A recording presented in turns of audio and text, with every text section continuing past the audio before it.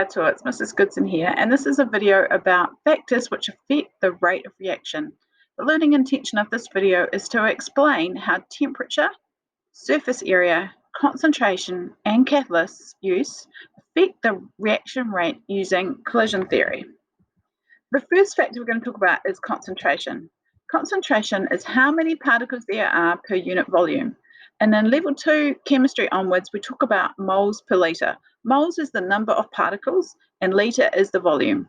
So if there's a high concentration, there's lots of particles in the same amount of solution. And if there's low concentration, there's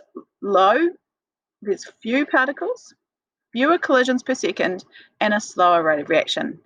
If there's high concentration, there are more particles, there are more collisions per second, and so there is a faster rate of reaction. This is a picture showing how concentration of the reactant particles changes over time.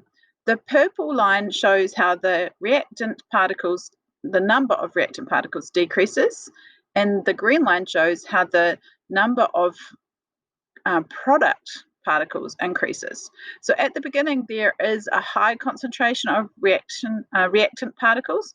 So the slope of the graph is strong because there's lots of reactions happening, so the rate is fast. But as the reactant starts to be used up in the reaction, then the rate of reaction slows down. So that's why we get the curve of the graph. Another factor that affects rate of reaction is surface area. This, of course, applies to solids. So if we have a large surface area, there are big particles, there is a small surface area, and there's few collisions per second. So you get a slower rate of reaction. You can get smaller particles by, for example, grinding up or breaking up the solid. Then there's a bigger surface area and there's many more collisions per second, and you get a faster rate of reaction. This can be the difference between large chips of marble, calcium carbonate, or smaller like powder of calcium carbonate. So this diagram shows if you had goggles on and you could actually see the particles, which of course you can't, but you just have to imagine that because on the left-hand side here, all the particles are packed together, the only places that reaction can happen is on the outside of the solid. In this picture, you can see that there's more surface area, so that the particles are more likely to collide around because there's more surface area, which increases the frequency of collisions, which is collisions per second, and therefore increases the rate of reaction. So a powder is going to have a faster rate than a big chip of calcium carbonate.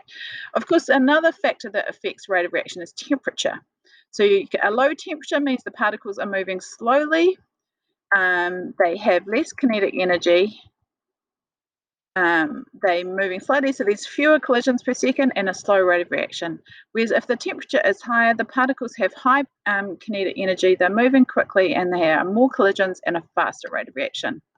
So how do you talk about rate of reaction in an exam question? So here are 4 factors: temperature, concentration, surface area, and catalyst.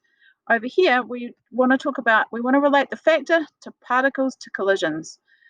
So here on the next slide, so we've got particles exposed. So that's going to be our surface area. If there's more particles exposed, there's more collisions per second. Temperature, the particles are moving more quickly, have more kinetic energy, there's more collisions per second, and they are more likely to be successful because they have enough energy. Concentration is the one down here, more particles in the same volume, so more collisions per second. The surface area is the more particles exposed, and so there's more collisions per second. Now the catalyst is a big focus in level 2 chemistry, and a catalyst provides an alternative reaction pathway and therefore lowers the activation energy.